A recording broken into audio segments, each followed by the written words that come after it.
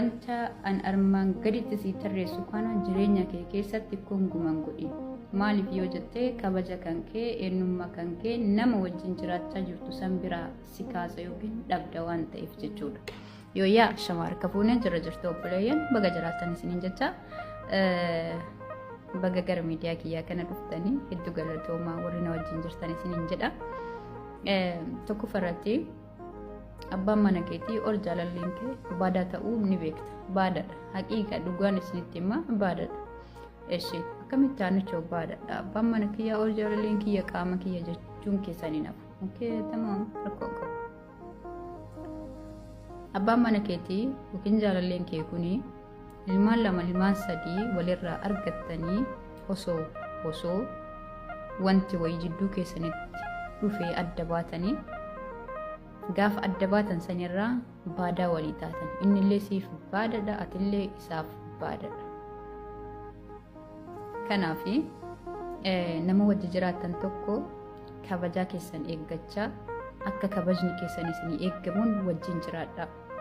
Yoo inni isin kabaje atis ni kabajaa. Yoo inni kabaje isin kennine atis kabajuu hin dandeettu. Okay, tamam. Inni lammataa namni tokko kan ittiin si madaalus, kan ittiin si tilmaamus, kan ittiin si ilaalulee ilaalcha ati mataa keetiif qabdu yookiin ilaalcha shamarri takka ofiif qabdurraa kan ka'e innillee ilaalcha wayii irratti dabalaaf jechuudha. Shamarri takka yeroo maraayyuu hamilee cabtuu, of gadi buustuu, wanta rabbiin isirra uume kanaan of waqqastu yookiin hanqina isii kana dabarsitee or abbaa manaa isii or jaalallee isii kanatti himaa yoo oolte dhugaa sitti himaa namni afurii quba sitti qabe shanaffaan isa taha jechuudha. Kanaaf ati dadhabina feetillee qabaadhu, waan feetillee qabaadhu, ilaalcha keessan of keessatti gadi qabadhu malee hanqinnoota sirra jiran san gara hojiitiin tahee gara reeshinii birootiin tahee wantoota jireenya keessatti kaleessa dabarsitee as geette kana dhayitee abbaa mana kiyyaati na haa jedhu jettee itti matataana isa biratti maaltu dhufa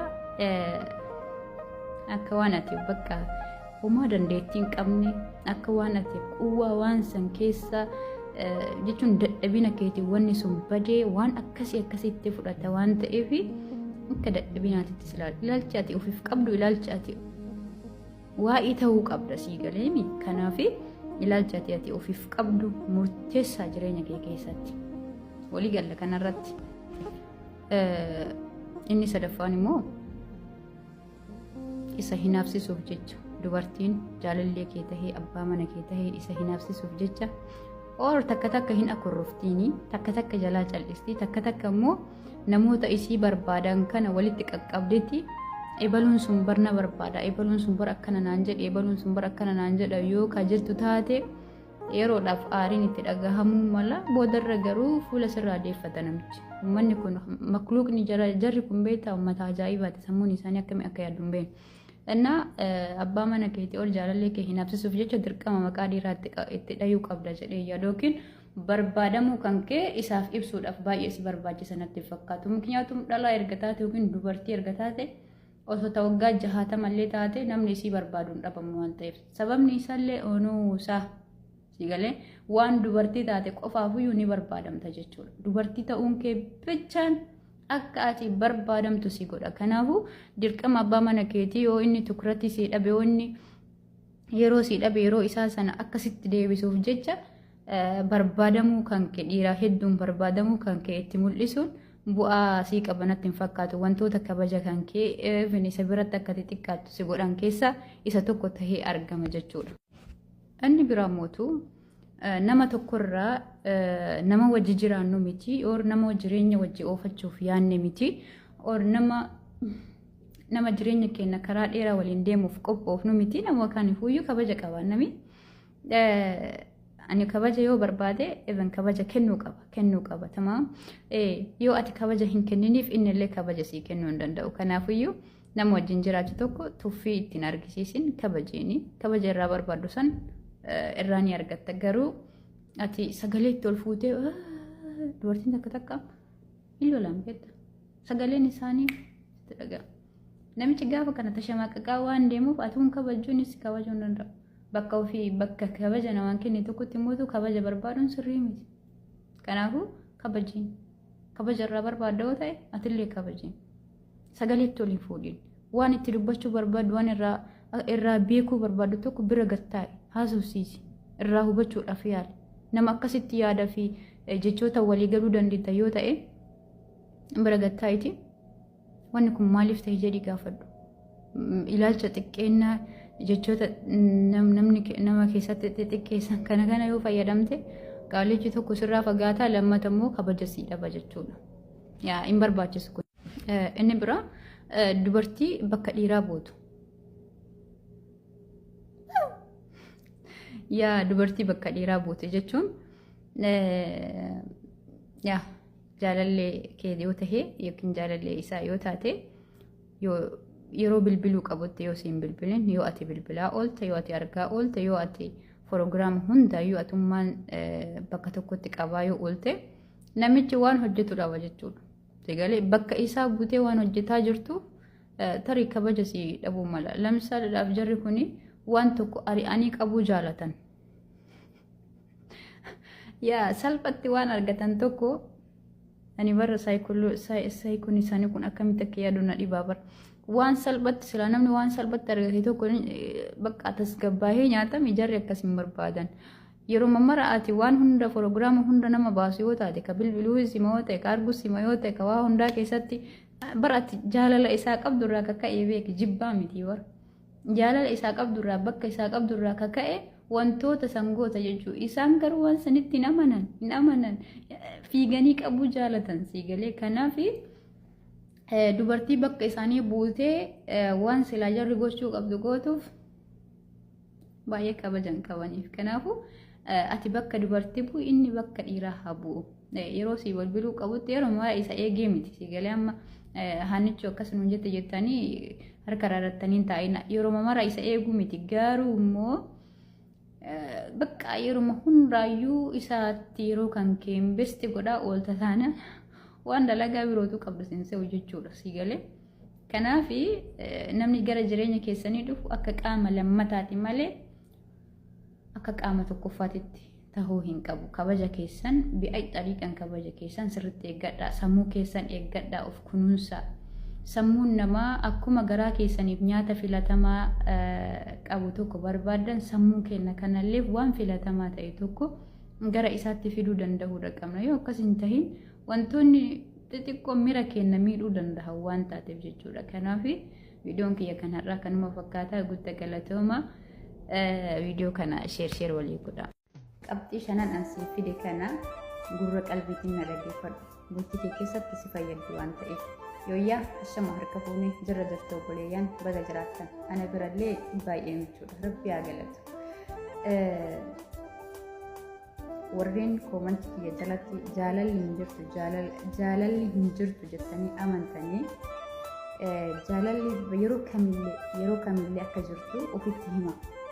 Nama isin madaalutti hin dhufin malee jaalalli ni jirti jechuudha. Warri akkas jettan sunni akka saayikolojiin jaalalaa dubbatutti warra onneen isaanii namootan cabteedha. Naaf galaana jechuudha. Naaf galaa. Malee mi'aa jaalalaa osoo hin beekin jaalalli hin jirtu namni jedhu hin jiru waan ta'eef jechuudha. Garuu addunyaan ati har'a keessa jirtu kuni osoo jaalalaan bitamuu baattee jibbaan guyyaa takka namni wal oolchee hin jiru jechuudha. Kanaaf ebaluun biratti jibbaamte jechuun ana biratti jibbamaadha jechuun miti. Kanaafuu jaalalli hin jirti garuu mootu onneen lama wal barbaadutu waliin arganne jechuudha. Kanatti akkatti hiikadha. Hanga kennite san argachuu dhabuun akkati akkas jechisiisa. Garuu immoo saayikooloojii jaalala jechuun hin kennitaa hin fudhattaa akkasii galee akka gabayyaa wanti siifin jechuudha. Immoo wanti sun yoo nuti taasaa ka'uu dide yookiin namni waliin deemaa jiru suni adeemsi isaa yoo nuti tahuu dhabe takki nuti irraa duuba deebi'a takki isatti of duuba nurraa deebi'a jechuudha. Kanaaf jaalalli hin jirtu jechuu hin dandeenyu. Yaadni namaa wal dhabuu danda'a. Akkanatti hubanna. Like godhaatee gara qabxii keenyatti achitarra jechuudha. Qabxii tokkoffaan yeroo kenniif. Anti yaanichoo amma kana ani hin beeku akkamitti waan akkana kana natti himtanaan jechuun keenyafu uummanni keenya kun jechuudha. Warri nu asitti hamataa jirru kun firiidamii akka firiidamii isaanii kana akka jalaa fudhannu barbaadan. Dubartiin tokko tokko dhiifama naa godhaati. Yeroo inni luutti isaa gadi baate illaa bilbilli isii gurra isaarraa akka gadi bu'uun barbaaddu. Bakka inni dhaqee hiriyoota isaa wajjin bahee wanta inni godhu keessatti waan kamuu keessatti eessa jirta eessa dhaqxe inni hojii jirta akkas taate yaani quxuxxuriin haal malee taquxaxxartan kuni abbaa mana keessanii or nama jaalattan tokko isinirraa fageessaa deemala innu isaan gara jireenya kanatti yoo galan bakka itti boqotan wayii barbaadan malee bakka itti hojii itti tahan hin barbaadan isinii galee kanaafuyyuu yeroo hedduu liqaqqa godhaa jaarsa keessan abbaa mana keessanii gadis hin dhiisina muluu gadhiisuullee osoo hin tahin garuu amma jala baddanii bilbilaanis tahee yeroo inni galetti nizinniziin garagaraa hin jira taanaan ati bar jaalalaaf jibbaaf akkasii gootu ati jaalalaaf isaaf garuu wanni kun xiqqoosii inni ulfaata jechuu warra dhiiraa kanatti kanaafuyyuu firiidamii kenniif liqaqqa godhi sigalee. Inni lammataan yaada isaatti amanu. Maamicha akkam jechuu barbaaddetti yaada isaa duraan nutti amaneetiin hojii jiraachaa jira miti jechuun kennafuu dhugaadha. Namni humni tokko osoo isatti quba laate waan inni hojjetaa jiru san irratti jajjabeessin. La'annoo ati gargaartuu isaati. Yaadanis tahee waan kamiinuyyuu ni gargaarta. Push goota jechuudhaati. Ati nama gargaartuu isaa tokko waan taateefi ለምሳሌ ዳፍ ሀዋን አደንበር ኦሶ ሀዋ ገርጋርቱ ኢሰ በርባቺሱ ባቴ ጀቹዳ አደሚ መቆፈ ኡሜ ዲሰ ጀቹዳ ገሩ አደሚን ዋን ሀዋን አከ ኢሰ በርባቺስቱ ዋን ቤኬፊ ረቢን ሀዋ ኡሜፍ ጭናቼ ሳተራ ከናፉ አቲ ስቴፒ ቶኮ ኢኒ ዮሲፉን ዱረ ጅራቴ አቲ ሰዱበት ስቴፒ ተካ አርገሙ ደንደሁ ደቀብደ ያደ ኢሳ ፑሽ ጎቹ ደንደሁ ደቀብደ ያደ ኢሳ ዲገሩ ደንደሁ ደቀብደ ያደ ኢሳ ተረት ጀጀቤሱ ደቀብደ yaada isaa sana akka inni gara fuulduraatti achi oofu duuba dhaabattee push gochuu danda'uu qabda. Nama wajjin dhaabattee qubatti laatte taanaan namichi caalatti jechuun bakka nama kaaniinuma garaagarummaa naaf hin qabdu jechuudha yaada jedhu waan if keessatti uumuu fi jaalalli inni kaleessa sii qabu san hir'ataa deemti jechuudha. Yaa kanatti fayyadami push godhi. Inni lammaffaan maalidha? Duuba dhaabadhu push godhi jajjabeessin yaada isaarratti jajjabeessin. Inni sadaffaan wanta inni gaafa duraa sirratti jaalatee gara kee dhufe san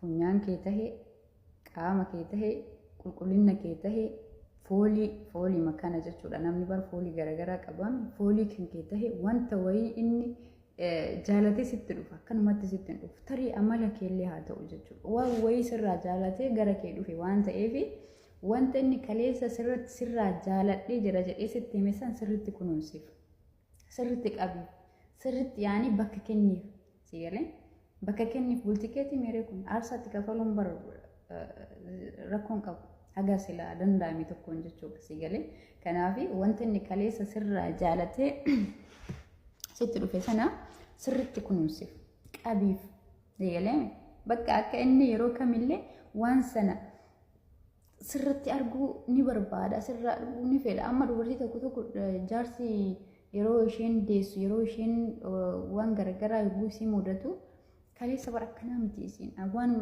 kana irraa jaaladhee isii fuudhe isiin garuu har'a akkana jirtu of gadhiistee jirtu of hin qaqqabdu of hin dhiqattu maal yoo jedhee kan isii qeeqaa jiru ta'e kaleessa qulqullina isii yookiin foolii qaama isii shittoo isii sanirraa akka isii jaalate waan ta'eef wanna sayyoo ka irraa dhabu taate bakka san hin guunniif waan ta'eef xiqqoo isii qalbii isaa keessatti uummata keenya kanan danda'anii yoo ne nagareeffadha raasii galee sirriitti kun inni afraffaan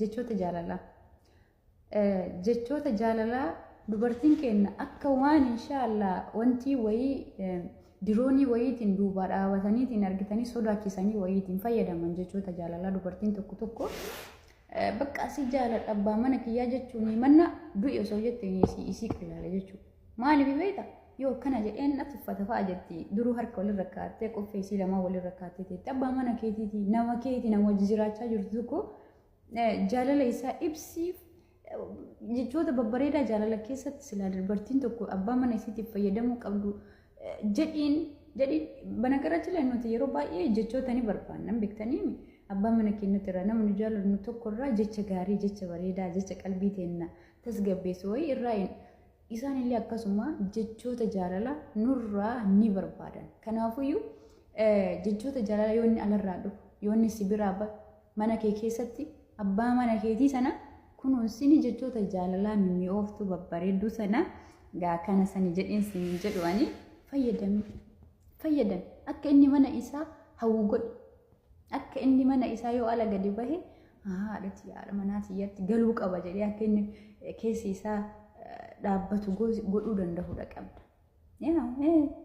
Safuudhaan jedhanii garuu safuu miti wantichi riiliidha waan lafa. Inni shanaffaa fi inni dhuma of jaalladhu. Ofii kan kee kan argite. Maaltu walitti fidaan jechaan of jaallachuu fi abbaa mana kiyyaa jaallachuu jechuun kennaaf. Namni of jaallate qiimaa jaalalaa beeka. Namni of jaallatu jaalalli maal akka taate beeka. Namni of jaallatu jaalala namaaf kennuu beeka. Namni of hin jaalanne, namni of hin fudhatin, namni of hin qaabeelin qiimaa namallee hin beeku jaalalli maal akka taate jechaan malee gochaan argisiisuu hin danda'u. Kanaafiyyuu duraan dursa of qeebali. Of jaalladhu wanna siif malu kamillee ofiif godhi. Yeroo kamillee taanaan jechuudha wanta sammuu keetii fi qaama kee irratti xiyyeeffannoo guddaa godhi. Laal akkuma garaa keetiif nyaata filattee nyaattu sammuu keetiif illee yaada filatamaa tokko gara sammuu keetii fidi.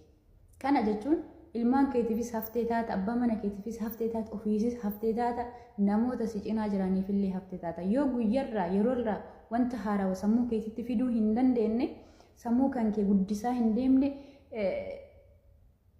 namaafis bu'aan qabdu ofillee akkas mara bu'aa hin kennitu jechuudha. Kanaafiyyuu ofirratti fokus godhi. Bakka duraan dursa qaama keetirraa sammuu keetirraa waan silaa qabdu kana hundarratti ofii kan kee dhumatti of jaalladhu bakka si galee nama of jaalatetu namallee jaalata nama of kunuunse namallee kunuunsuu beeka. Kanaaf sirriitti of qabii of jaalladhu of bakka injiraamera jireenya qalala godhee jiraata jechuudha. Kanaaf viidiyoon har'aa kana fakkaata yoo isinitti tole sheer walii godhaa riippoostii godhaa namoota hedduu biraa akka ganu nu taasisaa obboleeyyan hedduu biraa akka ganu nu taasisaan isiniin jedha. Hedduu takka isin jaalladha faamiliitii yaa galatooma ulfaadha yaada haarawaan hanga walitti deebinutti turtii gaarii isiniin jedha. Nagayaan naa tura.